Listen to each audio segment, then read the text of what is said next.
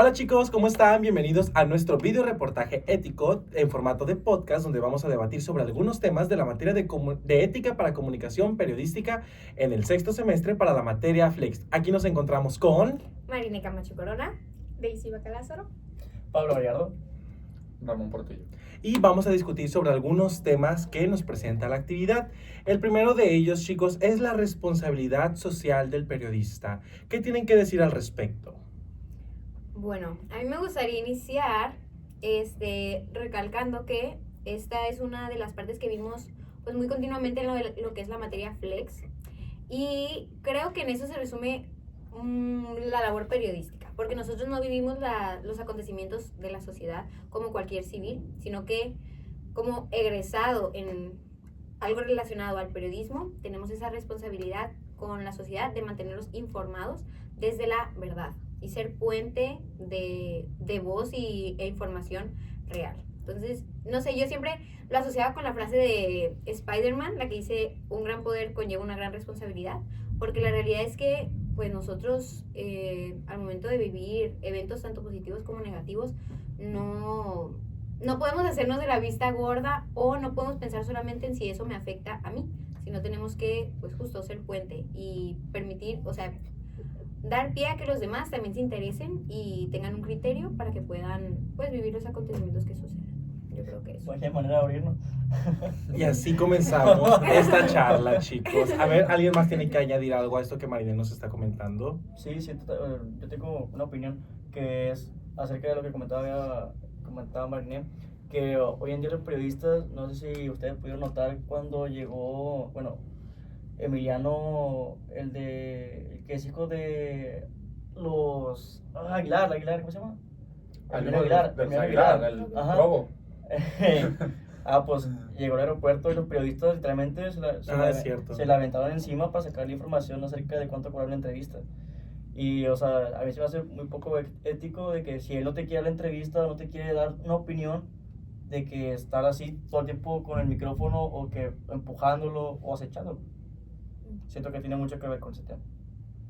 Sí, es que yo pienso que existe como que una división entre el tipo de periodismo. Por ejemplo, el ejemplo que hace Pablo me hace recordar que sobre todo el periodismo de espectáculo es muy así. Es muy de estar encima, muy de molestar, muy invasivo, que se rompe la ética de un periodista, pues. Pero yo, me ha tocado ver otro tipo de periodismo que no es tan así, que es más ligero, o el periodismo documental o de investigación, tienes que respetar testimonios si la persona no te deja dar su nombre, imágenes. Y ahorita que mencionó Mariné algo, sobre todo este semestre en Flex, con esta materia, me di cuenta de algo, que muchos trabajos nos ponían en situaciones que sí que hubiéramos hecho nosotros, como sociedad, sin el cargo del periodismo, y es lo que me hizo pensar. ¿Recuerdas, Rodolfo, el trabajo en el que se nos plantearon 3 casos? Una vez que yo miraba la respuesta de todos nosotros, decía, es verdad, como periodista puedo decir, voy por la noticia, pero hay casos muy, muy, muy extremos donde sí debes de tener y ponerte en la piel de las otras personas. Sí, está muy marcada la división entre, ok, formo parte de la sociedad, pero soy periodista, hay que respetar, porque si sería mí o mi familia, no me gustaría que publicaran ciertas cosas. También está dado como humano, pues. Sí, esa parte humana. Y quiero decir otra cosa también. Es que hace poco leí el libro de Rebelión en la Granja de George Orwell, que si no lo han leído, léanlo, se los recomiendo, está muy cortito, y habla mucho como de la política, pero lo hace a través como en forma de fábula. ¿Para qué? Para que a veces cuando pensamos en humanos, nosotros les damos mucha complejidad, entonces justificamos ciertos comportamientos. En cambio, cuando son animales los que están pues plasmados, es como de que, el cerdo está haciendo esta acción y significa esto, pues no le damos mucha complejidad. Y en una de esas partes comienzan a cambiar las cosas, o sea, se trata de que eligen a un líder, que son pues los cerdos, y a lo largo del tiempo empiezan a cambiar los acuerdos que tenían desde un inicio. Por ejemplo, ninguno de los animales va a dormir en la casa de los humanos, y ninguno va a caminar en 2 patas, y ninguno va que eran cosas negativas que hacían los humanos. Pero como va pasando el tiempo, empiezan a ver que las reglas, los mandamientos le llamaban, se llamaba animalismo, su modus operandi, y iban cambiando. Por ejemplo, decía, ningún animal podrá beber alcohol, esa era la regla. Y luego pasan los años y empiezan los cerdos a beber alcohol y lo cuestionan los demás y dicen de que, es que el mandamiento dice, ningún animal va a beber alcohol en exceso. O sea, empiezan a tergiversar la verdad. Y ahí yo creo que cuando leí ese libro se me hizo muy importante la labor periodística. ¿Por qué? ¿Por qué sucedía esto? Porque nadie documentaba, nadie exponía las situaciones que estaban sucediendo, nadie se involucraba, nadie cuestionaba. Y por eso hacían lo que querían los que estaban en el gobierno. Entonces también esa parte creo que radica la importancia de uno como periodista y uno como medio de comunicación. O sea, el cuestionar, exponer y documentar permite que haya como algo atestiguado y que la historia no se repita o no volvamos a caer en lo mismo. Entonces yo creo que también eso es muy importante. Sí, bueno, yo quería retomar esta parte de la responsabilidad que tienen. Es verdad, como lo dijo Ramón, dependiendo del tipo de periodismo que ejerce cada persona, pues, o sea, me refiero a entretenimiento, sociales, periodismo más relacionado con lo público, con lo político, cambia la responsabilidad que toma cada periodista. Pero sí, es importante pues que cada periodista asuma una responsabilidad fija en proteger la integridad de cada persona. Ya sea también en uno de los trabajos se hablaba sobre la ética también de la fotografía, también llevamos una materia que hablaba precisamente de la ética en el periodismo, entonces en fotografía, y entonces creo que ese es un tema muy importante. No puedes sobrepasar la integridad humana independientemente de qué rol ejerza cada periodista. Ok, pues para pasar al siguiente tema, a mí me gustaría traer la situación de cuando nosotros hicimos una visita al debate. Se nos explicó que muchas veces cuando nos toca cubrir hechos que son de conflicto o de violencia, uno se encuentra con situaciones de mucho riesgo, donde justamente como lo estaban diciendo ustedes cuatro, nos encontramos con dónde empieza mi deber y dónde empieza mi seguridad, o sea, dónde comienza el límite entre ambas. Y nos colocaron de ejemplo, una de las periodistas cuando hicimos la visita nos dijo que ella anteriormente, ella era más de sobrepasar estos límites de decir, yo sí puedo cubrir tal evento que está viendo de un tiroteo para hacer una transmisión en vivo, de tal hecho conflictivo que está pasando, una manifestación, algún paro, pero con el tiempo ella se dio cuenta que eso afectaba la violencia cuando recibía amenazas, cuando ella filtraba ciertas informaciones que tal vez no eran las que debían de hacer, o que incluso por la situación en la que nos encontramos en el estado, pues también nos podemos encontrar con... Se presta. Sí, o sea, de dónde puedo ejercer mi trabajo de manera segura. El tema pues es la ética en la cobertura de conflictos y violencia.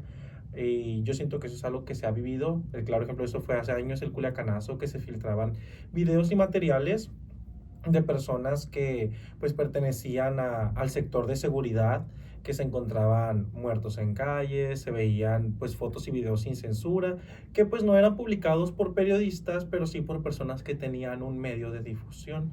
¿Ustedes gustarían comentar algo al respecto o quieren que pasemos al siguiente tema? Los escucho, chicos.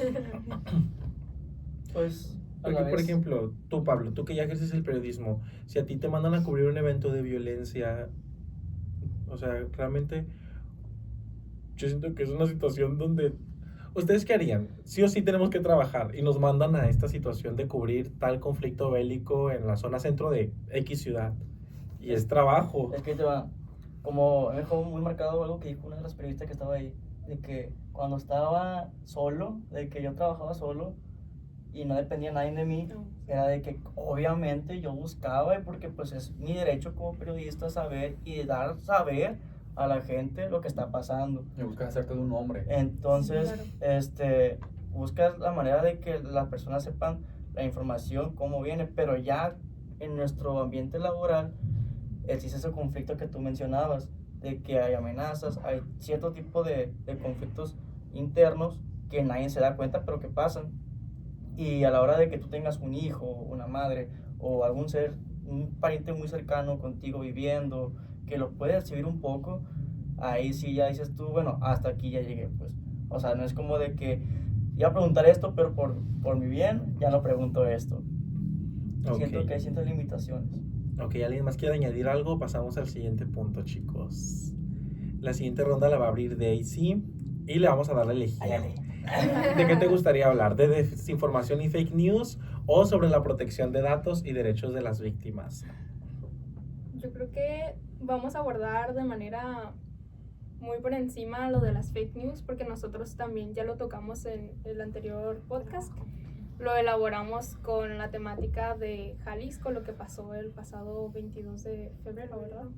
Entonces, lo que nosotros discutíamos en ese podcast era el hecho de cómo nosotros tenemos responsabilidad, tanto como profesionistas y también como personas, humanos, de transmitir toda esta información. Necesita haber un nivel de prudencia de la información que sabemos que es correcta, que realmente un medio de comunicación es confiable, y la información que podría no ser confiable, porque todo ese tipo de información que muchas veces por tener nosotros como ese sentir de que tenemos la nota o que sabemos tal tema o tal cosa de tal situación, no es tan prudente como muchas veces se puede creer, y lo más prudente sería pues acercarse a las páginas web de periodistas que sabemos que son profesionistas y que van a dar o proporcionar la información de manera debida y correcta, porque si no solamente estamos aprobando que exista un miedo o incertidumbre, y pues eso realmente está mal. Pues ¿alguien más quiere aportar algo sobre ese tema? No sé ustedes. Bueno, pues es algo breve. Creo que las fake news llegaron como para fake news, que llegaron a más que nada a las páginas para monetizar, porque si ustedes no se dan cuenta de que estas llegan, informan, pero tú te alertas, entonces pasa a un trending superior, y eso es lo que se aprovechan los canales o los medios que no son tan dominantes. Ajá. Entonces, yo siento que pues sí llegan a afectar mucho, porque imagínate algo más cercano, no tanto a Jalisco, sino que hace poquito cuando estaba aquí en Guamúchil, el problema que hubo de balaceras y ese contenido, pues siento que muchos nos malinformamos de que no salgan, o que hay ahí, que está pasando algo acá que literalmente era solo de pasada.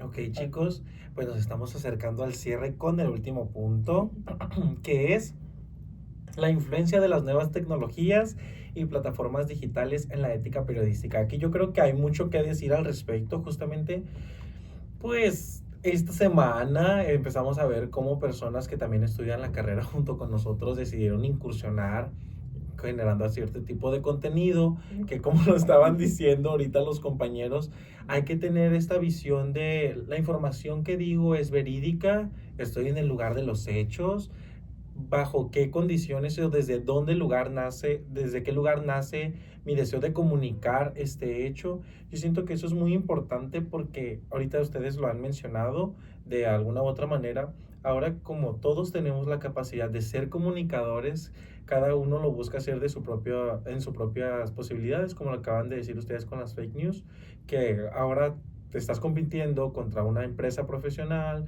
que ya tiene un nombre, pero al mismo tiempo con una página que puede tener el doble de seguidores que ellos y más alcance, únicamente por las interacciones, por la exageración de noticias. Entonces, ¿qué opinan ustedes al respecto, chicos?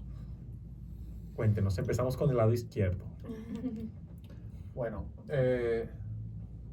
las nuevas tecnologías es claro que vinieron a cambiar el periodismo. De hecho, pues siempre se habla de un periodismo tradicional contra un periodismo digital. Contemporáneo. Es difícil la lucha, siento yo todavía, para las personas que están acostumbradas y que ejercen periodismo tradicional. Yo me he puesto a pensar, estas personas que hacen televisión, que hacen radio, me ha tocado ver testimonios donde ofenden o denigran al periodismo actual, que eso no es periodismo, que ahora con un teléfono grabas y ya te crees periodista, y dónde quedan tus estudios. Y es verdad, o sea, el periodismo digital puede informarte, pero no tiene sustentos, y es verdad, o sea, en cierta medida no están mintiendo las personas que defienden su periodismo tradicional, que personalmente me gustaría más practicar el periodismo tradicional. Y como decimos, pues este tema de las noticias falsas, de las interacciones, es complicado adaptarte a ello, porque la otra vez hablamos justamente de Daisy Mariné, y yo sobre cómo las personas, sobre todo las personas mayores, es complicado que sepan distinguir entre algo falso y algo verdadero. Uno podría decir, nosotros que estudiamos esto, hay un manual de reglas para distinguir, identificar si algo es falso o no. Pero ¿cómo se lo hacemos saber a ellos? Y creo que esa es la batalla que estamos luchando y vamos a seguir luchando, porque es algo que no va a acabar. Pues esto de la digitalización va hacia adelante y no veo cuándo pare. Entonces, influencia sí hay demasiada y dañina, diría yo, en el periodismo actual. Y yo digo, pues hay que...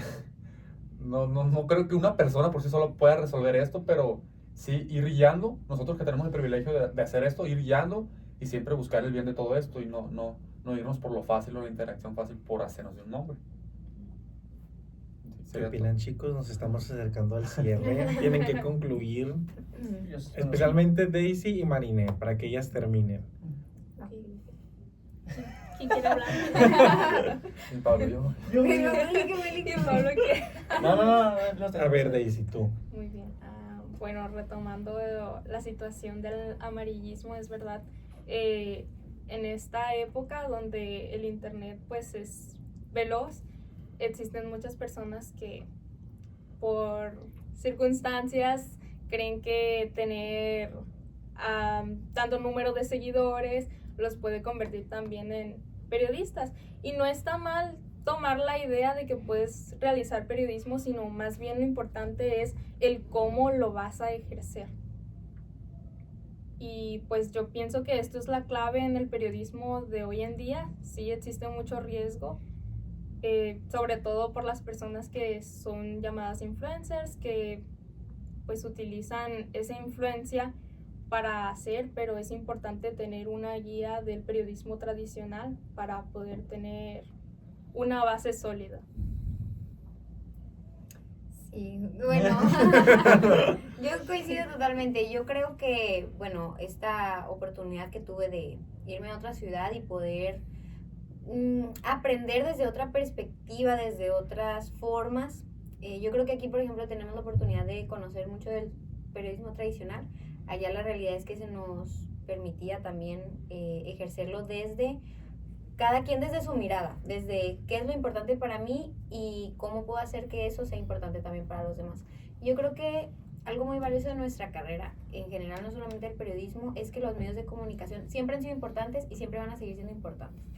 Y lo que, bueno, una idea que yo tengo en realidad, que es como una batalla con lo de la IA, que es algo pues muy contemporáneo, es que yo pienso que por más que evolución en las carreras o evolución en las dinámicas profesionales, la IA jamás va a poder suplir lo que es el criterio humano o la calidad humana.